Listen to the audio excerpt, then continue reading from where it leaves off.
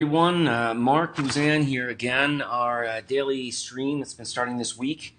I'm again, for those of you tuning in, we're here live on Facebook, we're on Periscope, we're on YouTube, and later on it'll be on LinkedIn as well, as there's been some buggy situations of connecting that as well.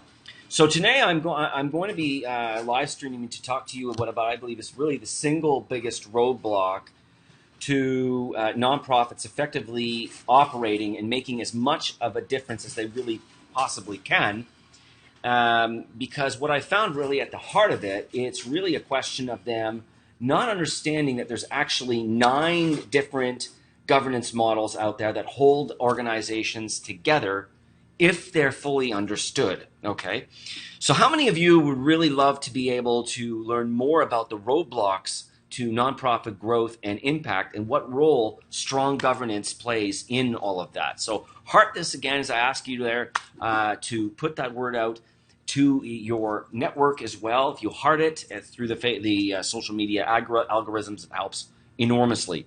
So again, I want to just a little bit of a word there. Leave your comments as well throughout the course of this stream, and if you're listening on the recording, do that as well. If you share it, I'll give you the notes today. Just send me a comment saying you shared it as well.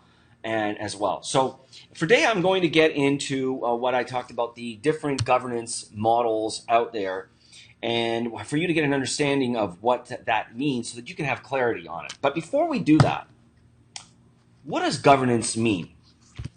For many people I come across who serve on volunteers on the boards of nonprofits, associations, and that. It's a bit of a broad term, if you will, for them, widely interpreted. Well, nonprofit governance is essentially, it means how your organization is administered. All right. It lays out the key players in the nonprofit organization, such as who are the directors, the committees, the members, the executive director, staff and volunteers, and any existing advisory boards or friends or groups. It sets out the boundaries, most importantly, and the rules of how everybody's supposed to play nice in the sandbox together. That's essentially what it is. I mean, there are a lot of other broad terms in academics and that, and I'll get into that in a moment, but really at the core of it, that's what this is. Too often, though, I think nonprofit boards find themselves either going about their meetings, I'll say it, a little loosey-goosey, if you will, not really determining what the rules are, and maybe if you've got a great culture that can get along fine, but inevitably I find that catches up to you. They've either just been going about their ways without thinking about the boundaries and expecting everybody simply has the same vision of them, or that the governance structures they've had over time haven't necessarily kept up with the times, the changes in the industry, changes in their organization, etc. And I want to be clear to you, whatever model you adopt, and there's 9. I've found it through own research.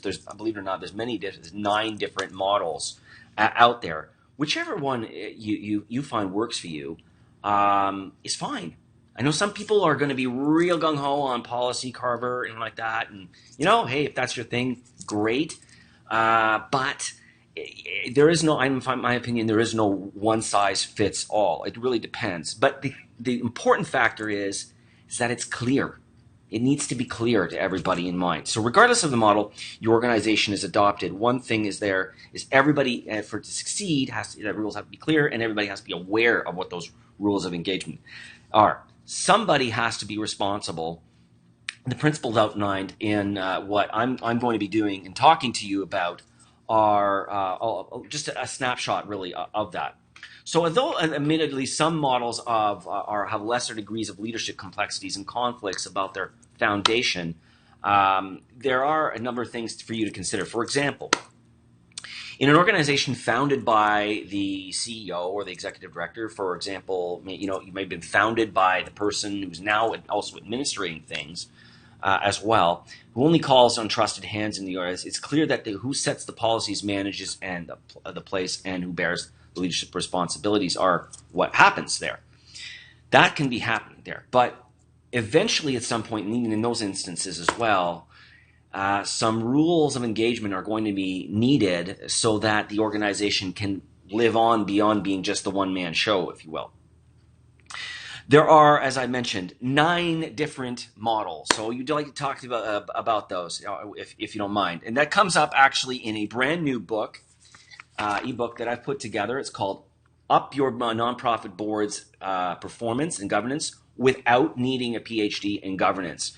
You can check out more about that through, as one of the resources actually of membership in the Society of Nonprofit Board Directors. You can find out more about that as well by going to diagnose.nonprofitboarddirectors.org. And if you, it's a great little survey. If you happen to identify governance as being your number one challenge, it'll teach you over there a little bit about that. You can find out more about that resource. So back to what I'm talking about.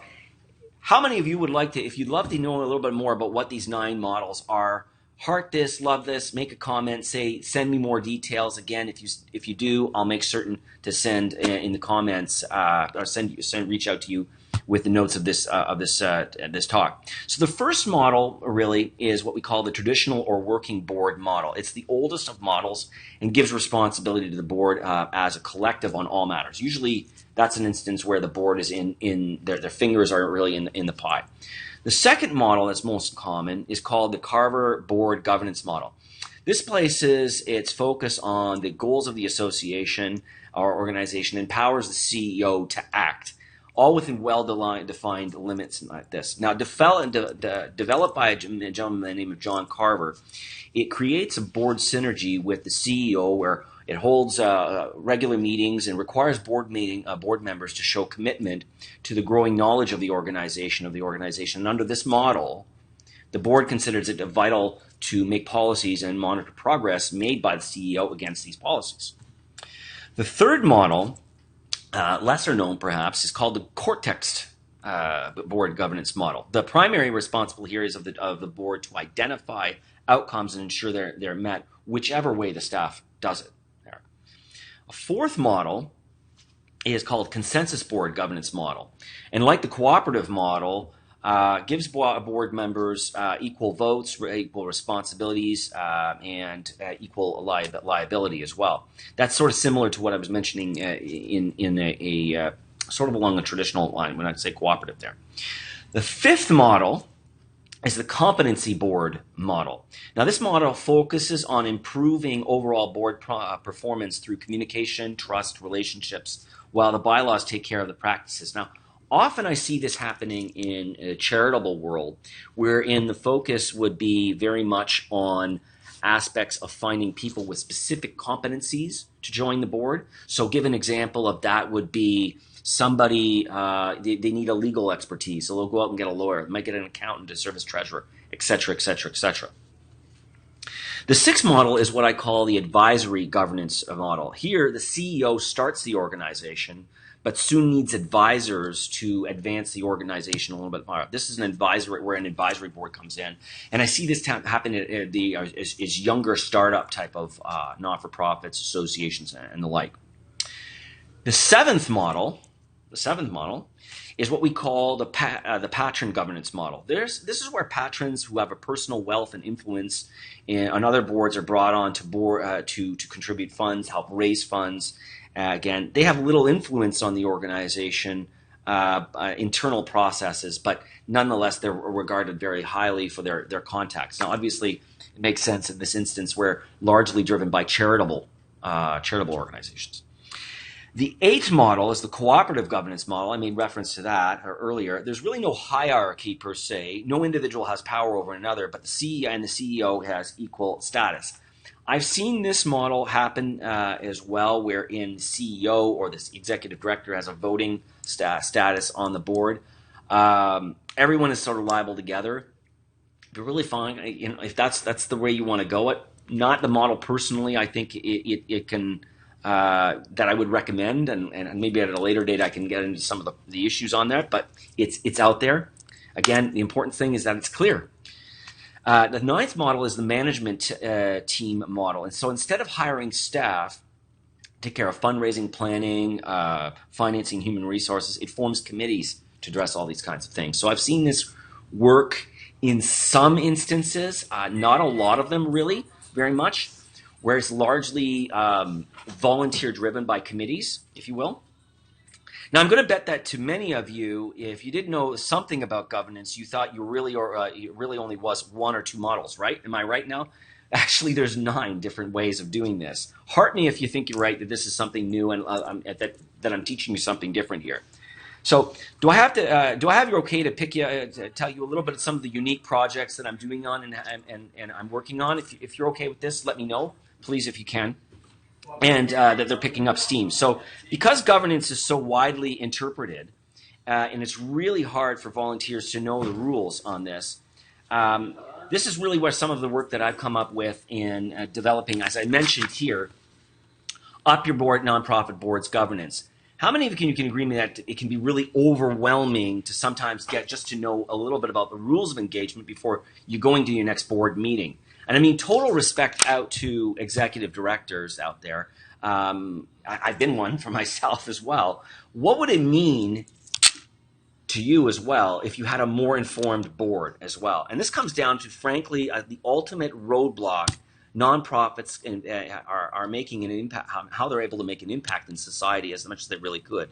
The problem often is that the rules and models can be so complicated that it's hard for the average board volunteer to grasp them. And I really do believe that society, frankly, could be so much better if we could have stronger profits and nonprofits. And it comes down to the issue of leadership very much. Heart me again if you think that this is something of value. So how do you strengthen board leadership? Again, this is where I think it comes down to. Because governance is just such a widely interpreted subject, because there are differing views on this, you get the sense of, for some of them, that you need to have a PhD in governance. And my view on things is that we've got to democratize this. We've got to bring it down to the people and get them understanding exactly what some of the ways that we can make it easier for this. You don't need a PhD in governance, by the way. You don't have to make things more complicated. You don't need to have expensive consultants coming in and training your board over a weekend, only for that stuff to be forgotten at a later date. Which is, again, why I wrote Up Your Nonprofits Board, your nonprofit board's performance, without needing a PhD in governance. And it's ready today. So here's what you're going to get as well in this book. You'll learn how to evaluate your CEO's performance. You're a volunteer. You don't do this each and every single day. This is, again, a part of an initiative that's part of the upcoming